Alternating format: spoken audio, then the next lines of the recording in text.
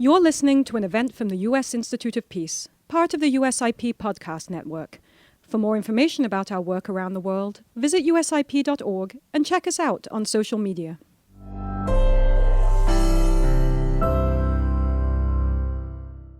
Well, good afternoon, everyone. Good afternoon. So, as many of you know, my name is George Moose, and I have the great privilege of serving as the acting president of the United States Institute of Peace. And in that role, it's my pleasure to welcome you all to what for us is a very special event. I'm calling it the graduation of our first class of John Lewis Fellows. And so this really marks the inaugural cohort of our John Lewis Fellows, and we could not have had a better class of fellows joining us this time around. To those who may not know, Congressman Lewis introduced the Gandhi King Scholarly Exchange Initiative Act. Actually, he introduced it multiple times before it finally passed the Congress in December of 2020 with strong bipartisan support. And it was that act that gave to USIP the mandate to create the Gandhi King Global Academy to provide a whole range of support and training to peacebuilders all around the world. It is a privilege to have partnered with the John and Lillian Miles Lewis Foundation to help honor Representative John Lewis's legacy and to ensure that his teachings have an impact on the work of peacebuilders all over the world. And I think it's also important to recall that this institute had no stronger supporter in the Congress than Representative Lewis. He annually introduced to Congress the letter asking his colleagues to support the institute and its appropriation. And we are extremely grateful for that contribution that he has made to the establishment and the sustainability of this institution. And that only adds to our sense of pride in being able to play a role in honoring his leadership and his legacy.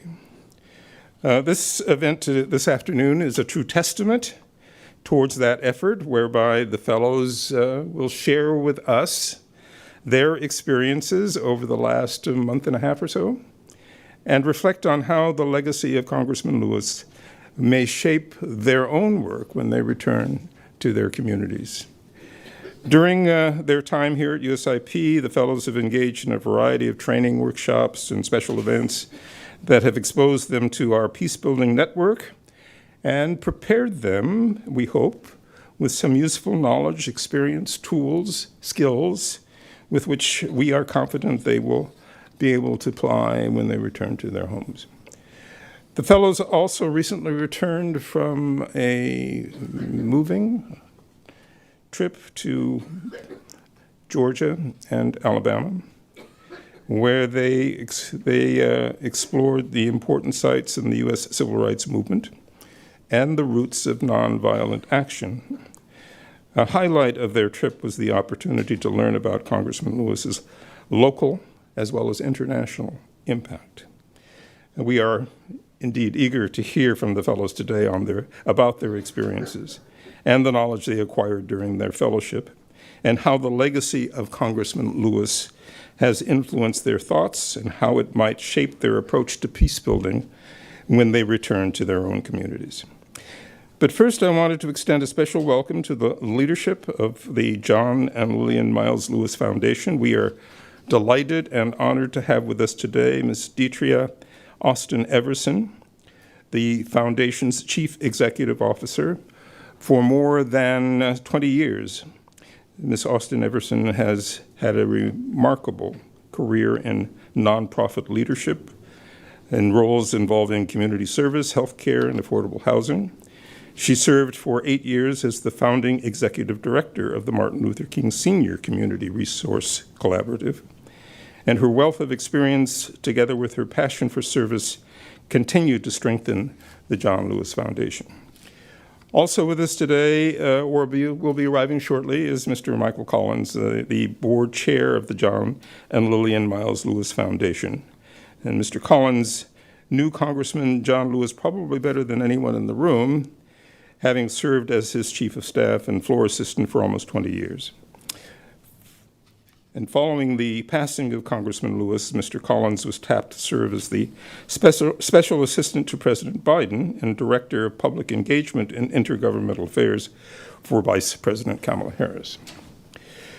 On a personal note, I just wanted to share with you that my wife Judith and I spent a week in Georgia and Alabama in late April, following many of the same footsteps that our fellows were retracing only last week, from Atlanta to Montgomery to Selma, and finally to Birmingham. And I can tell you it was a moving and indeed a humbling experience.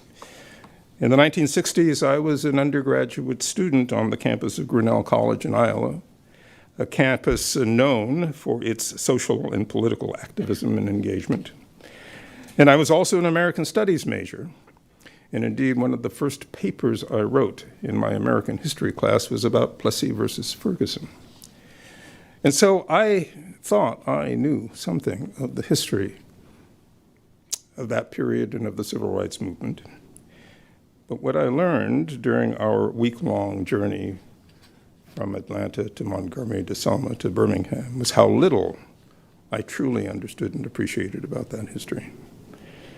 It's one thing to experience history through the dry words written on the page.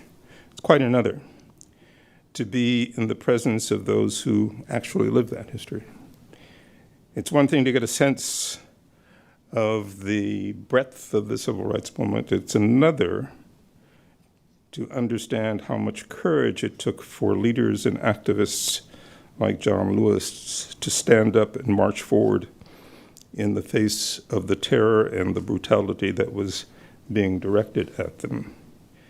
And beyond their incredible courage, what my wife Judith and I learned during that journey was just how strategic and intentional these leaders, like John Lewis and Martin Luther King Jr., were in their thinking and planning, how conscious they were about the images and the messages that they were seeking to project, how savvy they were about the role and the use of the media, and how disciplined they were in the use of nonviolent action.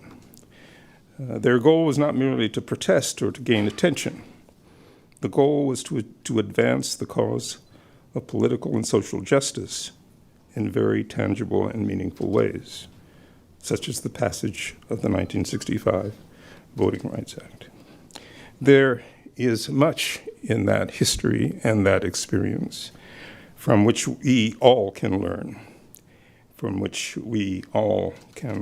including those who have been involved in recent protest movements here across the country. So without further ado, let me turn the microphone over to the Chief Executive Officer of the Foundation, Ms. Detria Austin Everson. Please.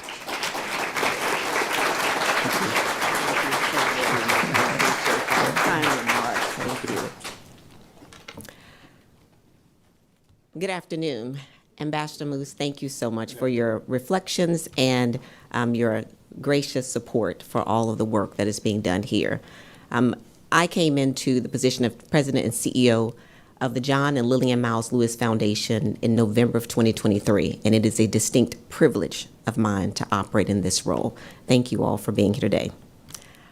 Our Good Trouble Talks is a program that's a part of our original public programming that the foundation created. One, it's a list of curated interviews presented in diverse communities across America. We partner with colleges, activists, and like-minded institutions such as the U.S. Institute of Peace, as well as other organizations. And our goal is to simply spotlight individuals who've committed their work, their art, and their lives to making a difference and to building bridges and crossing bridges. And so today we're honored to be with you. We're drawing upon the lessons of Congressman John Lewis and his wife Lillian Miles Lewis, who used talks to explore contemporary issues. And today we're using that to discuss the tools and methods and how to effect change, take direct action, and replicate outcomes. Ultimately, our goal with the Good Trouble Talks is to celebrate, educate, and to motivate while developing the next generation of inspired leaders. And we are honored that this conversation today will be added to our list of Good Trouble Talks. So thank you all for having us here. On behalf of my board of directors, our chairman, Michael Collins, it has been our honor and privilege to work with you and to greet and meet the first cohort of the John Lewis Peace Fellows this year. Thank you.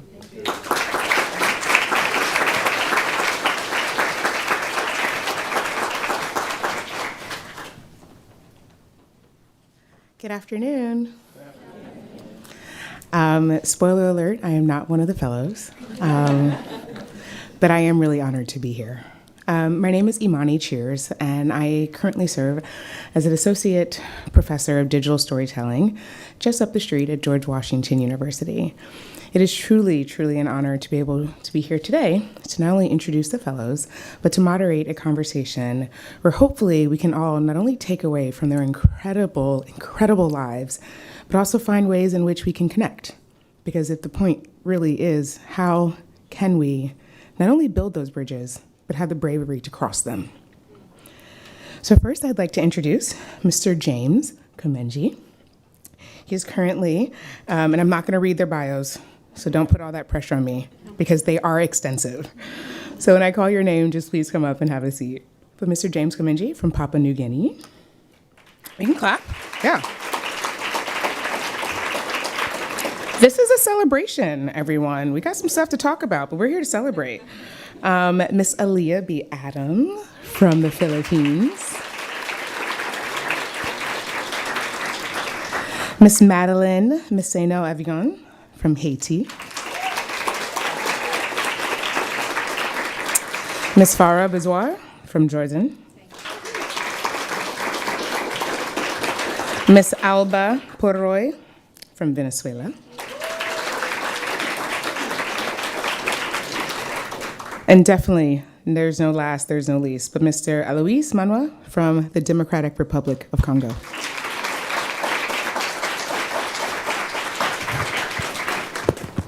So thank you. We good? Fine, we're good. Yeah, we all have mics, so we don't have to pass anything, so that's convenient. Again, congratulations. This is so exciting. So I'd like to just kick off our conversation this afternoon by asking each of you to go down and to summarize in 3 words the transformative nature of this experience. You're sitting closest to me, so you're going to have to start. No pressure, right? Yeah.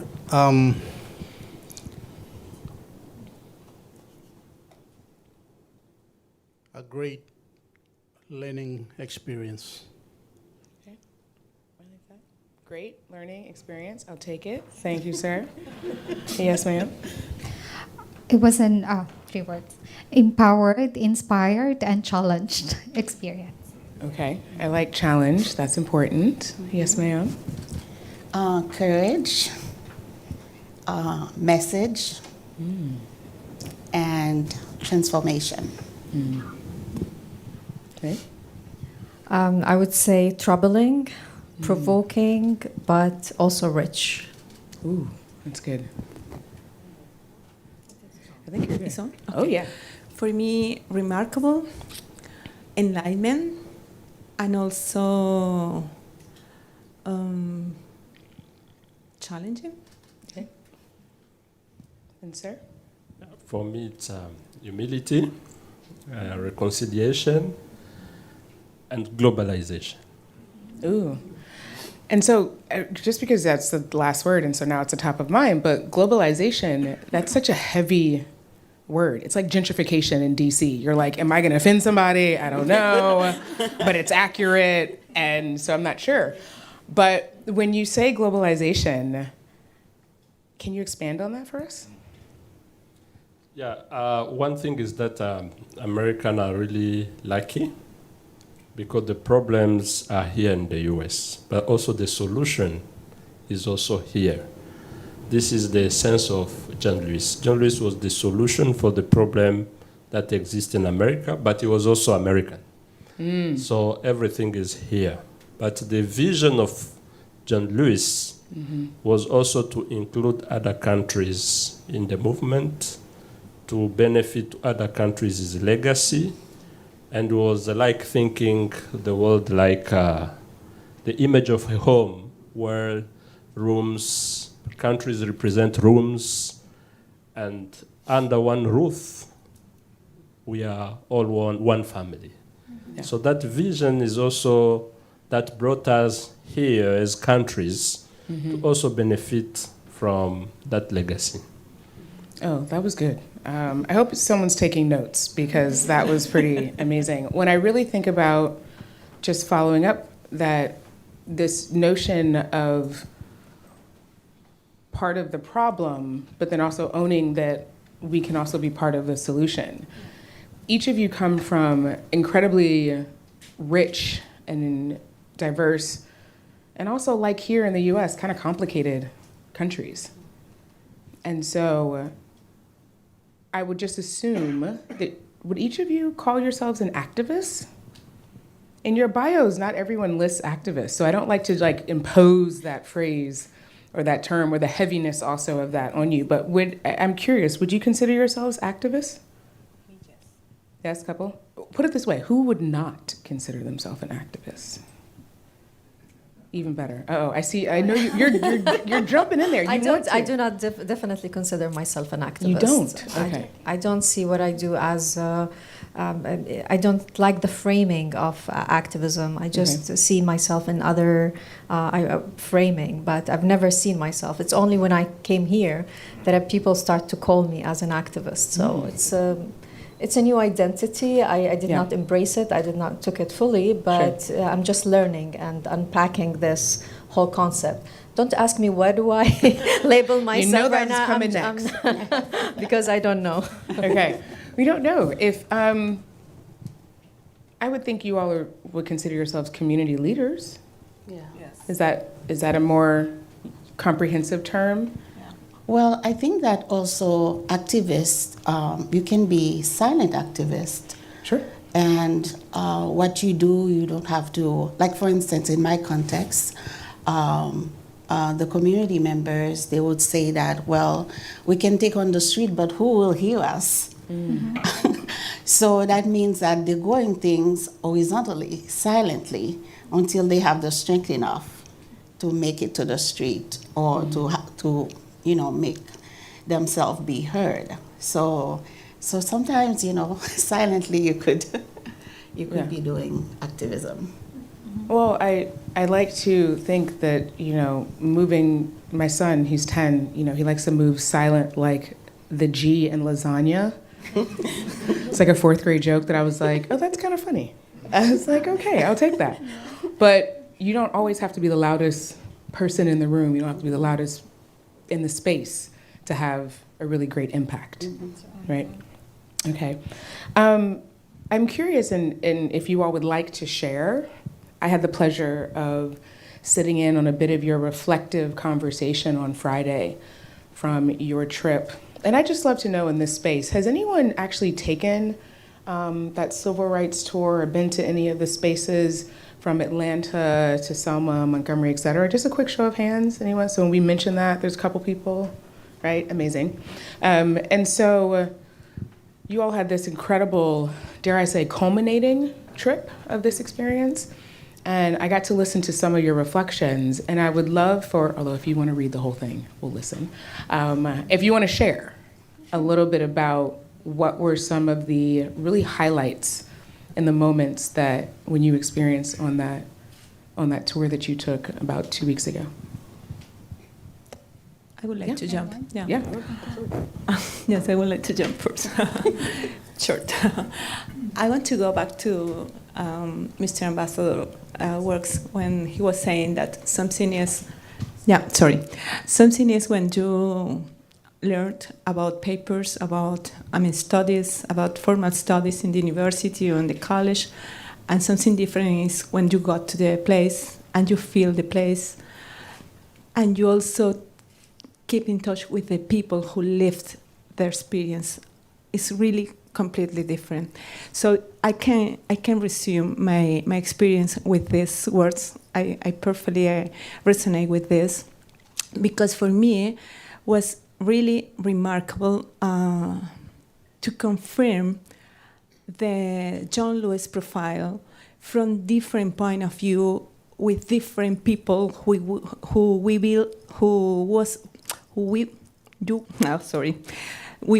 in touch with. With different people who were really close to him, to his family, people from the university, people from churches, for example, from Christian church or from the Jewish church, people, philanthropists. So every one of them gave us different perspective, but at the same time, a common perspective about him, about his humility, about his commitment, about his love for people, about his really profound commitment as a public service, as a person who was always willing to get in touch with everybody around him. So for me, it only confirmed to me, I'm talking about specific to John Lewis, of course, because I think it's the core of this conversation. For me, confirmed to me the sense of him and his genuinity as a person. So it was my best learning. About himself. Yeah. Amazing. And I'm assuming, because I know Margot well, did you all have any pre-homework? Was there anyone required to read? Was there some biographies, maybe a film or two watched there before you went? Or did you go in being I've heard of Selma, I've heard of the Edmund Pettus Bridge, however, Bloody Sunday, I wasn't taught this in my home country. Everyone was fully versed. No, Margot, she made sure that we were very busy before going there, so no worries about that. We had a clear idea, but what Alba was saying is true. Yeah. Going there was extremely different. Experiencing just being there. And before giving my reflection about that, and since we were talking about Margot and the team. I just want to say very quickly thank you for Casey, Margot, and Mike, because they went above and beyond to make this as meaningful and rich experience as possible. Mike, you will always be the man who took me to Buc-ee's, and this is the most meaningful thing in my life. So thank you so much. And I also want to thank Israel, Palestine, and the Region program, Caroline, Hisham, Muna, and of course Robert and Lucy for giving me this opportunity to be here. And lastly, I want to thank Detria. Her presence in this trip was extremely important. The side conversations that we had helped me a lot in connecting the dots and having a bigger picture. So thank you so much. When it comes to about this trip and about this whole experience in general, I think when we are talking about a civil movement that fundamentally changed the course of history in the most powerful country in the world, and John Lewis was one of the key players who shaped this movement. There were a lot of lessons to learn from his legacy and from his life. But for me, the most important lesson is how John Lewis had a very sophisticated understanding of power. And for me personally, I struggle with this concept. I think it's very elusive and complex.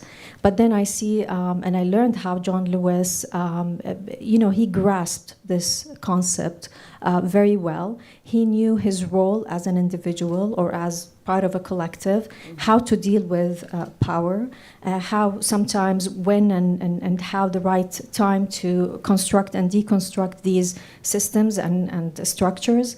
And at some point you could see him, putting himself out there, risking his life to challenge the status quo, how he, encouraged mobilization and encourage everyone, to come to make the change that they want. But at the same time, then other points of his life that he was actually part of the system working from within to achieve justice. And for me, just learning about how this person worked, no matter where he was, whether he was inside or outside the system, he actually did that without compromising his integrity, without compromising his values. He stayed committed to nonviolence, which for me, again, it's a very powerful concept. When you really think about it, when you don't have any options left, and just to have this commitment to nonviolence, it takes a lot of strength and a lot of power. So for me, I think when I reflect about John Lewis, I think that his legacy provides more of a roadmap for all civil society organizations all around the world, but especially in the Middle East, especially in the context of Palestinian-Israeli or Arab-Israeli context, that we can learn a lot how to engage with power.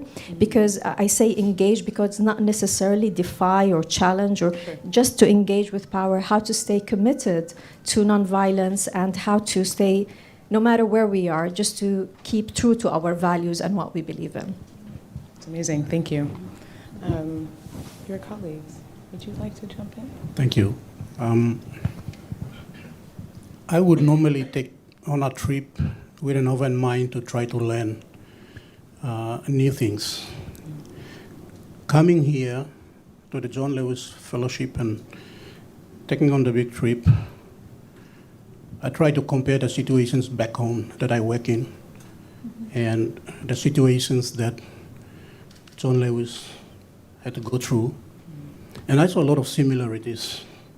I picked up ideas on how I could go back home and address those. A big example I've seen is in how under the civil rights movement, there's a lot of different violence that has happened. And that has all been extracted and displayed. It's only when you take it out and display it and talk about it that we manage to address the issues. People tend to understand about it. I come from Highlands tribe that's embroiled and trapped in tribal violence. And we just live with the name tribal fights. In this tribal fighting, within the tribal fights, there's rape and murder and arson and kidnap and there's tortures and all of that happening. But our governments tend to use the word tribal fight and assume that it's something of the past. This is a challenge that I have picked up, and I need to go back home and try to expose all of this so that the mindset of governments and people in positions of power and influence change. That's one big thing I've learned. I also have realized that similar to our environment, we have trauma. Yeah. Our tribal violence communities, tribal violence that we have is being promoted by people living in trauma. Yeah. And going through the trips, I've also felt that there was. I've also assessed that there's effort by champions like ourselves trying to address the issue of the young people growing up not connected to the history, being proud of it.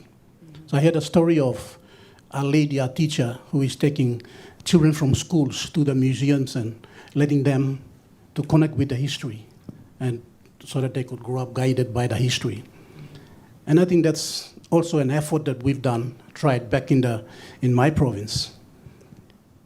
We have mobilized young people to play futsal, a mini version of soccer, and they kick the soccer ball around, and usually it's boys and girls playing together. And then each time they kick the ball, they would say, kick violence out. So kids were along the road in the schools, kick violence out all over the place. Yeah, it was working until we got defeated again by tribal violence. Yeah, so there are similarities there.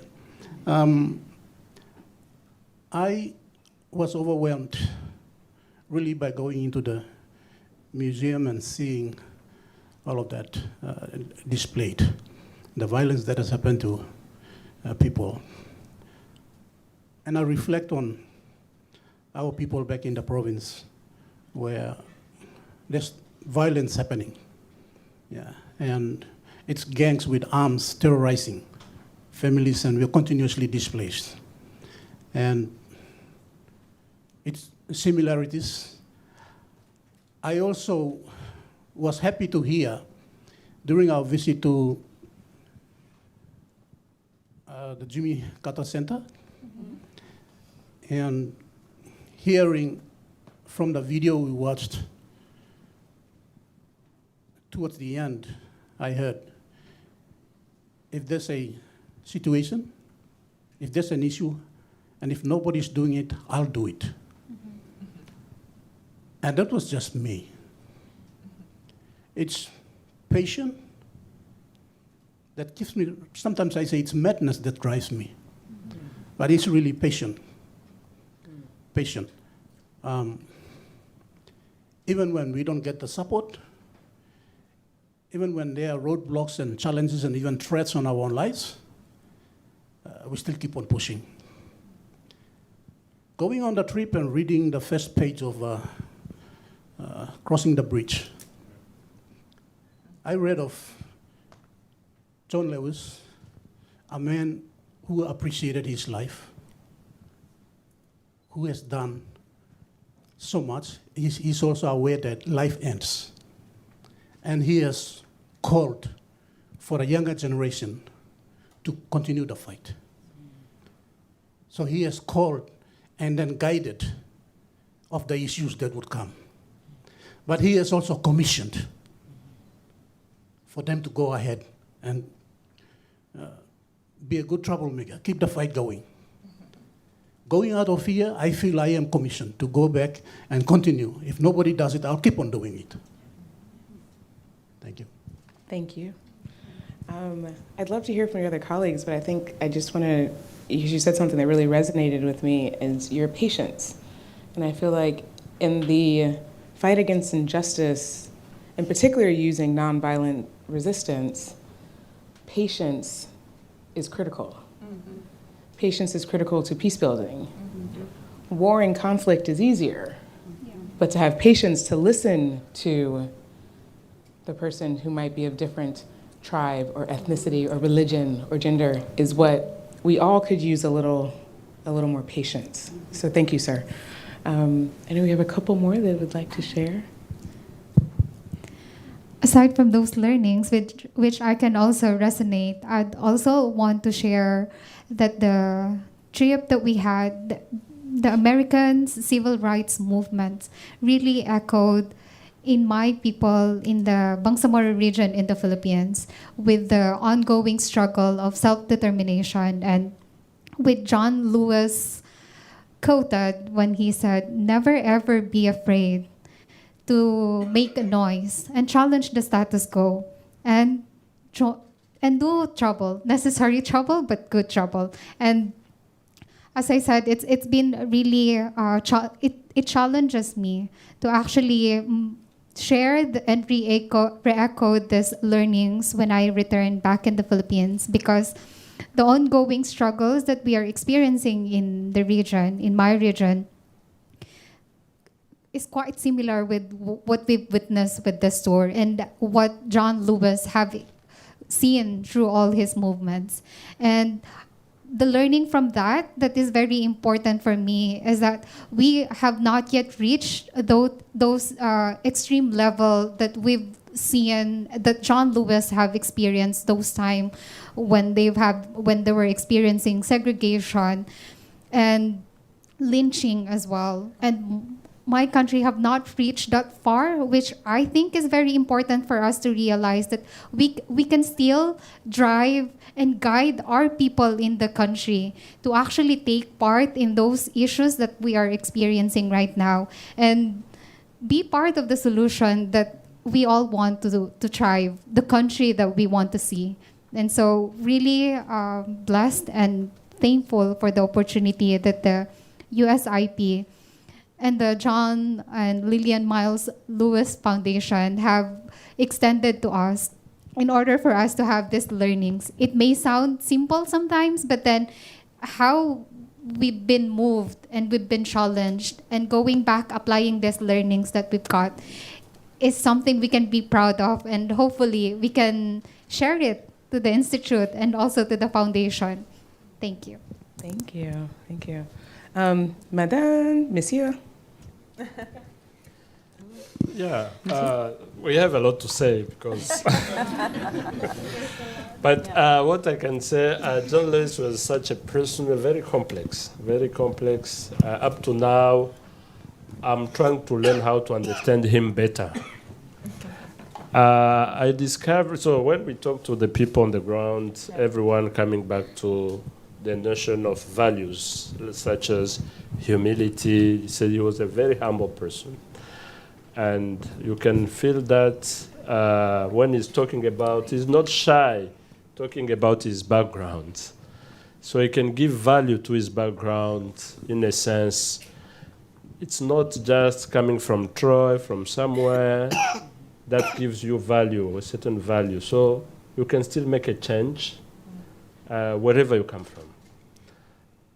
So even when thinking about the civil rights movement, he's not seeing it as an end itself. He said the end of civil rights movement is reconciliation. So he tried also to push further, saying that no children born violent. So they born innocent, then they find a system that made them violent perpetrators. So we have to reconcile with those people. So when I reflect about my own contexts, where there is a lot of violence, a lot of conflict, and we as activists, so we are trying to be part of the solution. But we should be able to really push in a sense of reconciliation, how we are reconciling for peace building. So since we are not convinced that reconciliation can bring lasting, sustainable peace, we will just see violence repeating in the sense of cycle. So how do we break the cycle of violence? By borrowing from John Lewis this courage of saying, okay, my enemy, we can make peace, we can reconcile. Yeah, we can talk about our past in a different way, so that our aim is to build the nation, to build the community, to see peace for everyone. Yeah. That's so profound. And so I'm curious in terms of a couple of more tangible takeaways. When I think, as I mentioned, I'm on faculty at GW and I teach a lot of advocacy related work. And one of the films that I've been sharing with my students for a number of years now is Freedom Riders. And Freedom Riders is a documentary film from PBS that really explored, in particular, when college students, John Lewis being one of them, well, before he was a congressman, he was just a young, very passionate man, and to see how young people, and I look at the spring, really fall, and spring, in particular 2024, here in the United States, where young people all around the country were engaging in a point of resistance around a variety of topics, whether it's climate, crises, et cetera.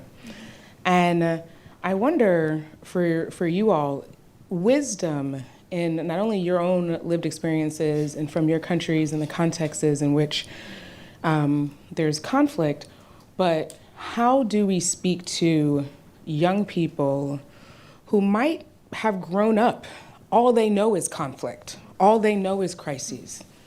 Each of your countries have generations of children born in trauma. What do we say to not only them, but in particular, because this is an American audience, what are some of your takeaways from not only John Lewis, but in your own experiences that we can then give to, the younger generation, not even the next, because we still got a group that we got to focus on right now, and how do we give them aspects of hope? I think It's about being transparent, being accountable, being up there, doing and leading up front, be seen doing what you are preaching about. And that establishes trust. We have this issue where the young generation are frustrated and they can't find role models to influence them. So it's about being the leader that influences them positively, but also being upfront and showing them what is right and they can trust you. Yeah. Trust and transparency is pretty critical. As community leaders and individuals, we need to continue to build those relationships. It's really important. Thank you. I think it's also a challenge for those who were able to actually see those problems with our young ones today, our generations today, and it's about them, making them involved and make them part of the process, making them feel that they are the expert in addressing those issues that they are actually experiencing would be a great way to impact them, and for them as well to feel that the result of those change is them. I mean, they are actually the first hand who will experience that.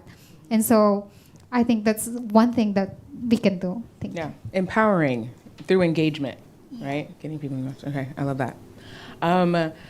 I was asking, in particular, two things. Please feel free to answer the previous question about what you took away from your trip through the American South, but then also for the next generation. I know Haiti's population is overwhelmingly under the age of 25. Yes. How do we engage young Haitians when they have grown up in generation after generation of unrest and conflict, and how do we encourage them to move forward? Okay. I'm going to go with the questions that I missed. I'm sorry. My learning, I started with the Good Trouble movie, and I burst into tears after that movie, and I kept saying that, oh my gosh, I don't have the courage, I don't have the courage, is it too late? And then I read the book, and going into the trip, and in the book, my book is full of comments. It's like I was talking to John Lewis, and I imagine sitting with him by the fireplace and then asking him all these questions. Mm-hmm. And then I see similarities in my context, and I said, oh, I need to share this with the youth, or oh yeah, this is what we do. And there are two things that just really stayed with me is time and patience. I work with communities that have learned helplessness and learn to act as society describes them. Is the 49% of people living in war settings in Haiti. They are excluded from within, and they know the sting of exclusion is really painful. And as a child, I felt it. My dad used to be a pastor, and he would be in the rural settings. And then when he decided that to send us to school in the city, and I didn't have a name because people will call me enfant, like child, even though the name, it's a way for them to say to me that no matter how well I dress, I'm wearing the same shoes as them, but because I didn't speak French well, and I was enfant. And that really stayed with me to the point that I begged my dad to remove me from the school, from the city, and so I can continue in the countryside. So as I read the book, and then I realized that it's not so much that I don't have courage. That's not what John Lewis would tell me. I cannot focus on not having enough courage, meaning that I didn't want to engage the state of Haiti. I was really scared. For 10 years, I didn't want to. But the community pushed me to engage the state. They said that we want to engage with the state. So all of that, going through the trip and seeing firsthand what he went through as a young man, and Madeleine, don't get emotional. That's okay. It's emotional. As a young man, it's like reliving, because in Haiti, we don't have a museum that we can go through to see all these things that have happened. But it's just like we're one humanity. And even though right now we don't have a civil, we're fighting in Haiti for different things, but we are a divided country. We are a divided community, societal. We have like a pecking order in our society. We use language for exclusion. We use education for exclusion. The place you were born for exclusion. My grandmother had a birth certificate that says peasant. She was not a citizen, she was a peasant, and it's on her birth certificate, so that already she's excluded even on her birth certificate. So the language of John Lewis is my language. And when I said, when you ask us, 3 words, courage, I think that courage to tell his story to the young people of Haiti. I have pieces that I highlighted throughout the book that I said to translate in Creole. Mm-hmm. And for your second question about the young people have been partners from the beginning, since we started to engage communities. Our first community, the high school, we had one high school student. He was 27 years old when he graduated. And so we started to engage kids in 6th grade. They were the one taking notes during meetings. They were the one that were trained to be co-researchers, to do evaluation and assessment. And you know that fast forward 15 years later, they all get licenses in the city and came back to take over their community. They are the nurses that are running the clinic. We have 15 teachers that have came back. One of them is the principal of the school running it, 500 kids. We have, I told this story before, the women that studied the microcredit program with WACS, and now they send young people to get bank support services, and they came back to take over. So during our action research, the young people that I train as co-researchers, they looked at me in the eye and said, teach us what you know. And then so it was their enduring consequences of that research was for me to train them.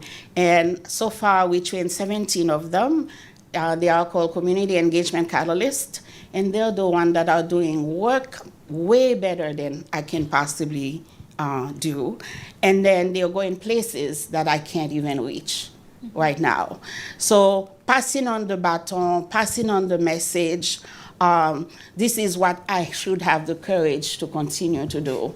And so they can do much better work than I can possibly do. Well, you've laid the foundation, so thank you very much. I think, Imani, your question is like a $1 million question we are all struggling with right now. So thank you for making our job very easy. When you have a young generation who lack patience, like this is by nature of their age, they want to see results very quickly. Yep. And then you are dealing with these rigid institutions. They're not necessarily evil institutions, but they are rigid institutions that any change will take time. And how to bridge the gap and how to bridge the speed between people who want to see results very quickly and institutions that the decision making gonna take a lot of time. This is a very high tension that I think we are trying to address in so many ways. And my message for all young people that there are no quick fixes. Unfortunately, like this is the sad part, that we cannot, the change cannot come as quickly as they want, but it will come by persistence and patience, and something that you have referred to at the beginning.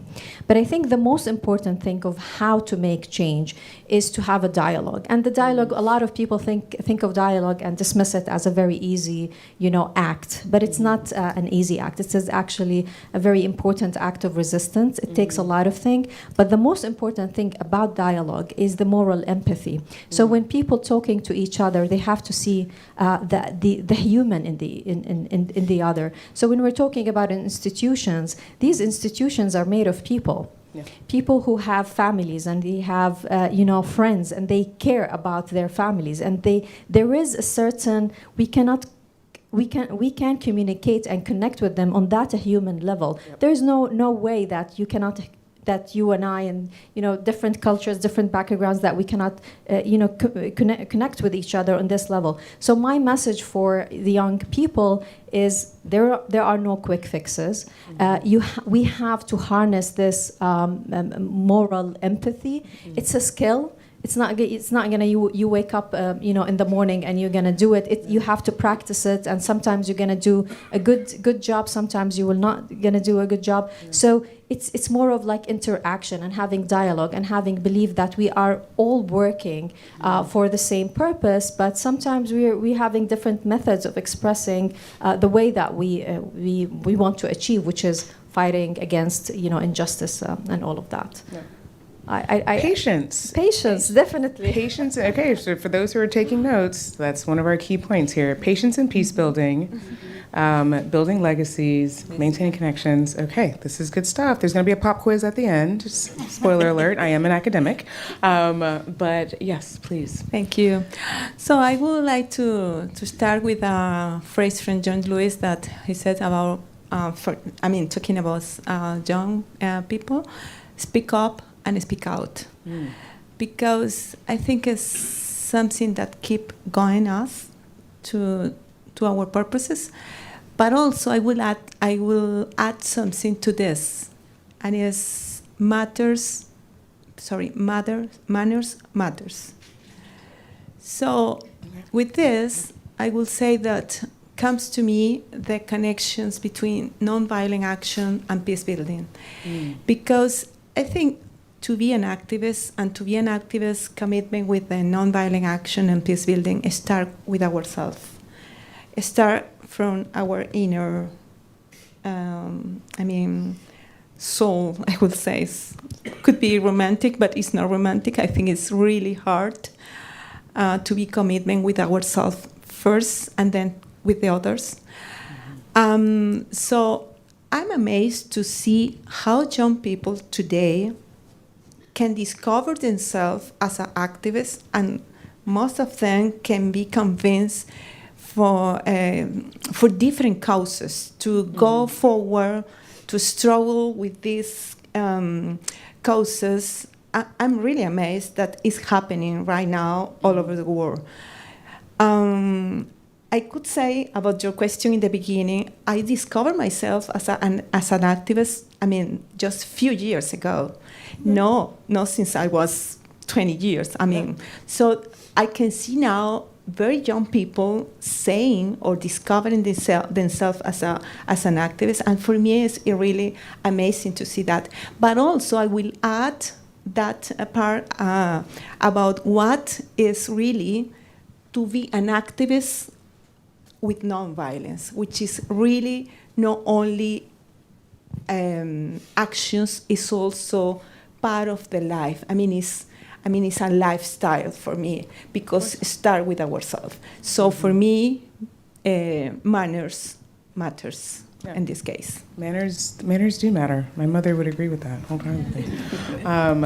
Yes, sir, please. And I believe there was a point for some questions from the audience. So I will say we're going to have Monsieur answer, but if there are any questions, I believe we do have some mic runners. And so if you want to just go ahead and raise your hand, I see one in the back already. We'll get to you in one moment. Thank you. Yes, sir. Yeah, thank you for the question. When looking some pictures, I come across a photo of John Lewis talking to high school students. Mm-hmm. So I capture that image as a responsibility that we have, we adults, to really tell story to young generation. I could even imagine if I were at the place of those young people listening to John Lewis talking.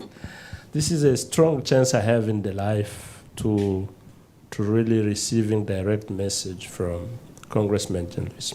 Mm. Yeah, I think what we share with my colleagues as a situation in our context is we have young countries. In Africa, for example, the average age is 14 for the entire continent. So the young people will really decide in the future of Africa, the future of my country. Yes. And if we do nothing about that, so we'll go to really strong trouble, if we don't do something today about that. So when we came to learn from the young generation, 15 years, adolescents, it's age of identity. They want to discover themselves. They want to associate themselves with someone. And in this exercise of identification, they find, for example, they don't have a father. The father is a thief. The father is violent. The father is really a bad father. And this creates some troubles in that generation. There's a violence in the city, so they want to associate themselves with gangs in the city because they are really looking for their identity. So we should really work on that area, and it's also the matter of psychosocial support that we provide to those young men so that they can manage their identity themselves. They can really know how to cope with challenges, how to cope with problems that they are really seeing in the society. Secondly, countries put a lot of effort, a lot of resources to resolve conflict. But that they don't put effort in preventing conflict. So there are really few resources in prevention. And it's really very important when thinking prevention, we really think about the youth engagement, the young generation, the young people. And lastly, it's also the problem of information, quality information that young people have to receive at their age. I remember my personal experience. I've spent years in school, but I've never learned about nonviolence, for example. I've never learned about gender equality, for example. So the curricula itself is still very empty, doesn't touch a lot of issues that are very important. Peace building, for example. So those are concept, reality that you discover very late in your life. So, and it's good to really have good information at earlier age, extracurricular activity where we can really insert notion of nonviolence, notion of equality, notion of peace building, gender. So all those information. So we can't just condemn young people that they don't know. Yeah. So there are also some missing information through their growth that they've never known if no one told them about it.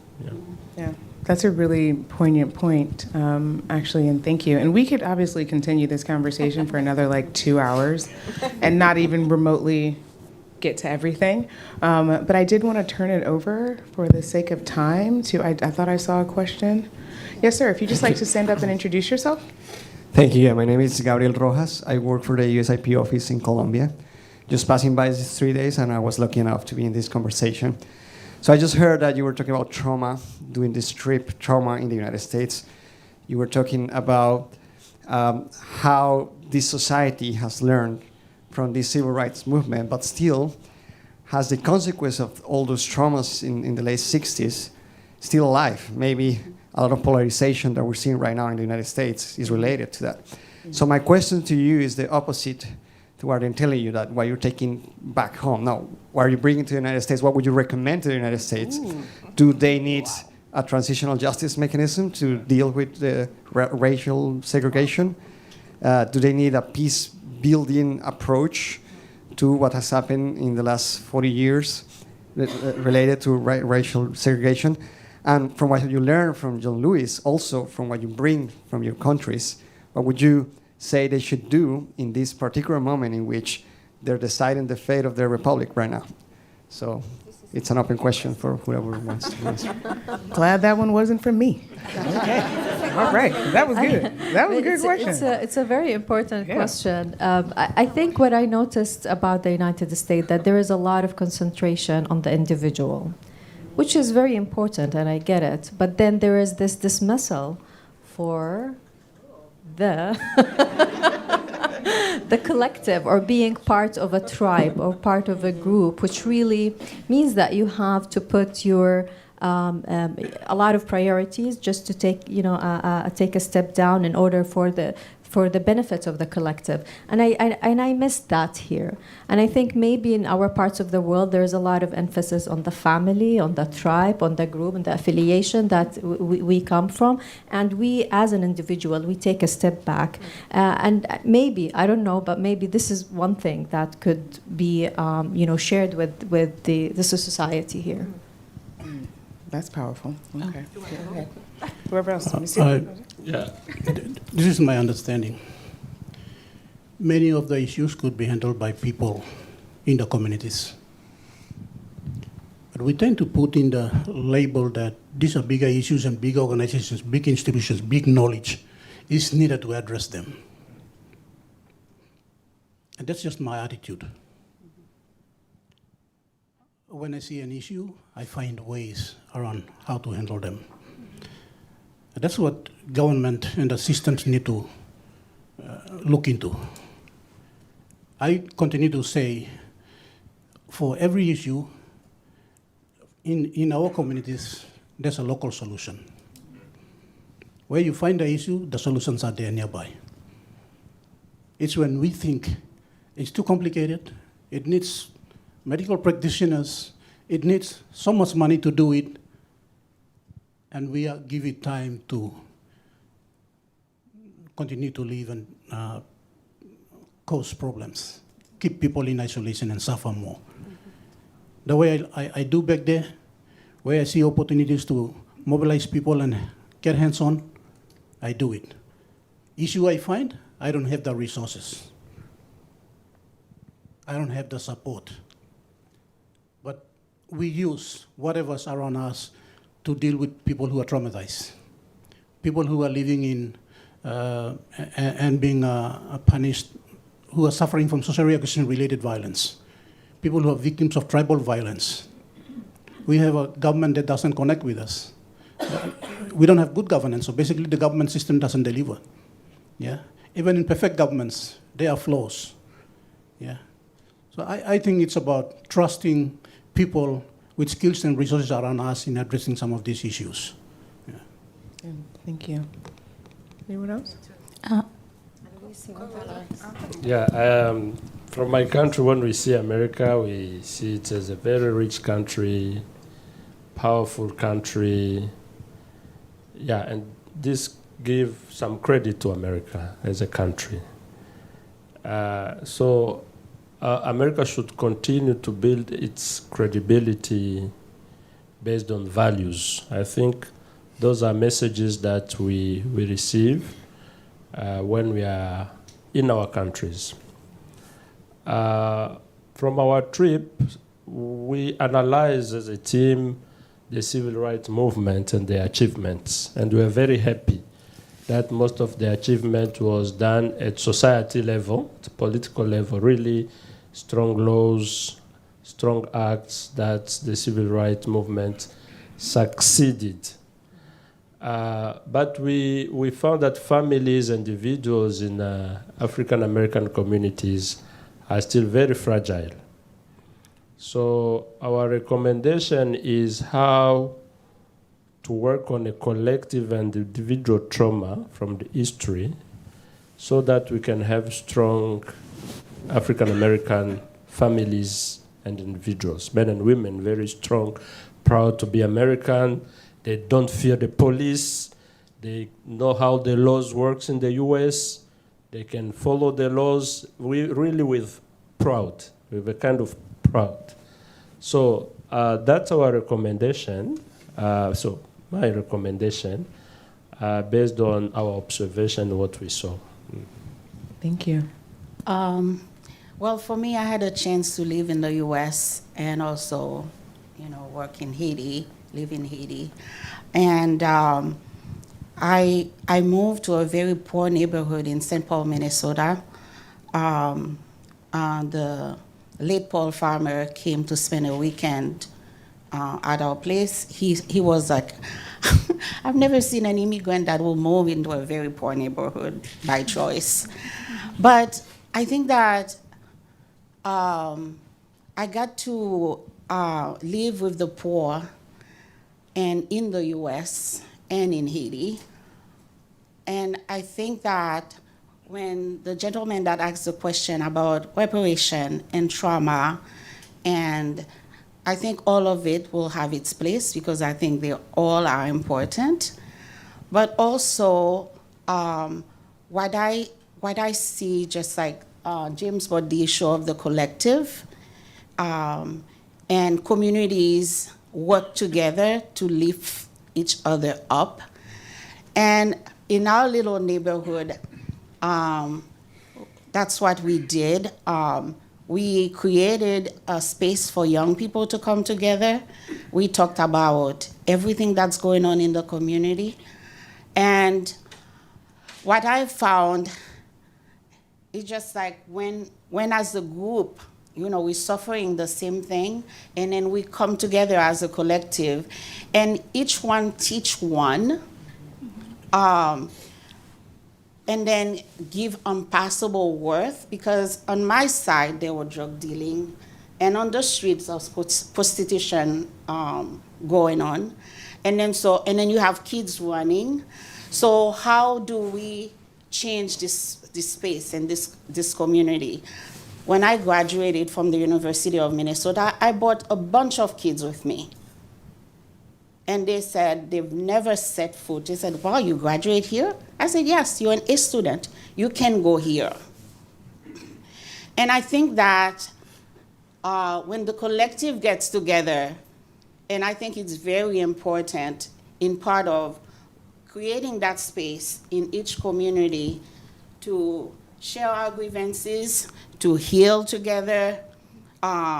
If some of us made it, like I graduated in nursing, what's my responsibility of talking to those young people that I spent time with during the summer, planting cherries and strawberries?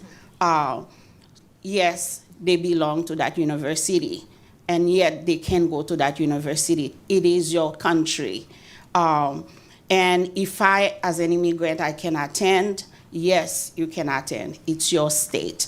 So I think the community is really an important space for that trauma care, for that healing, for everything to happen. So we can do the work of non-exclusion. We can do this work, I count, and everything. But at the end, what is left is a broken community. And then so what can we do together to bring that community up? And I think that community, I cannot say that enough, because that's exactly what I work on in Haiti, creating spaces for each community to gather. They call it their therapy place. So we bring people in to just talk about trauma, about healing, about everything. So I think that will be my 2 cents of that. Thank you. I'd like to share my recommendation for the question. It was really very good and an opportunity for us to share as well. Acknowledging those atrocities that have done during the past time is a very important move in order for us to connect with the community, especially for those who've suffered violence and trauma.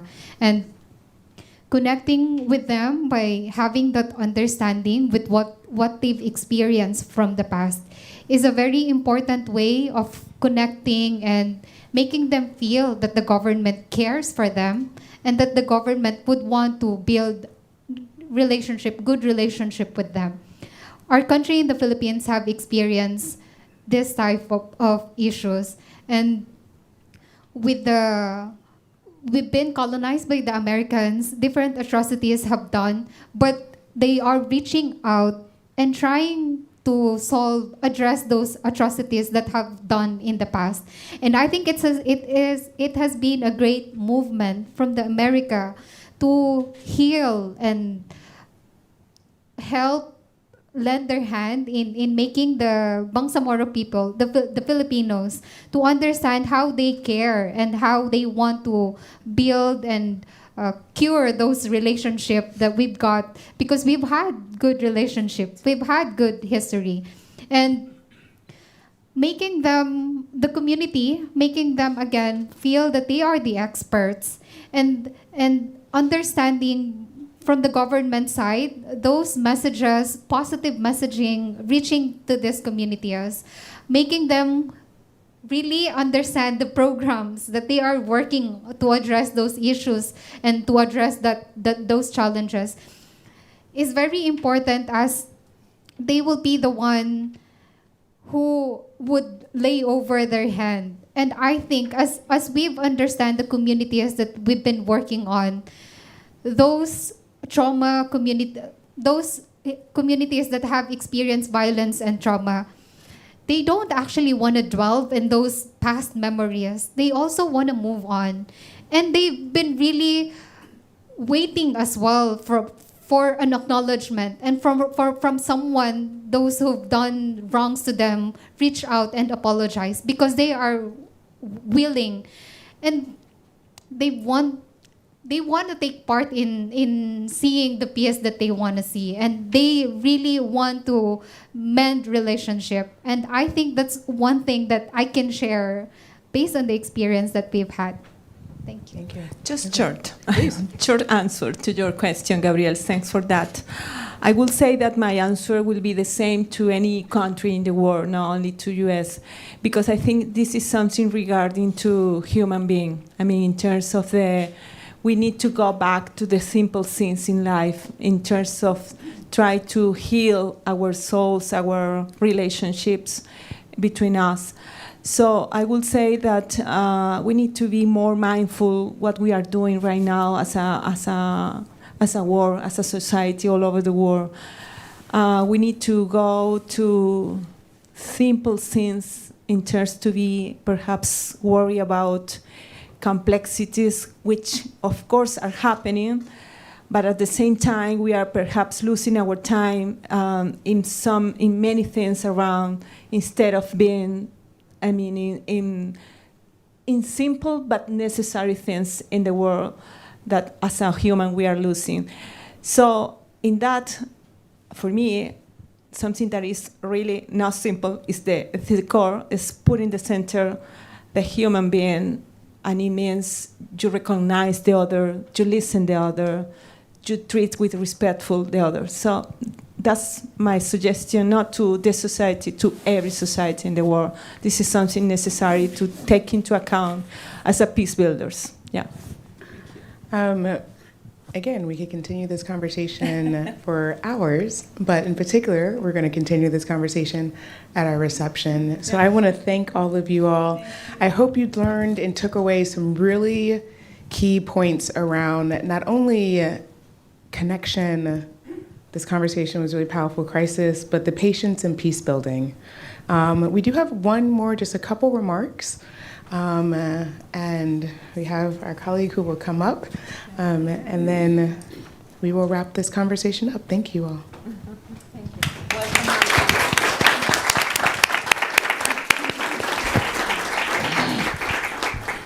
Good afternoon. I'm Michael Collins, chair of the John and Lillian Miles Lewis Foundation.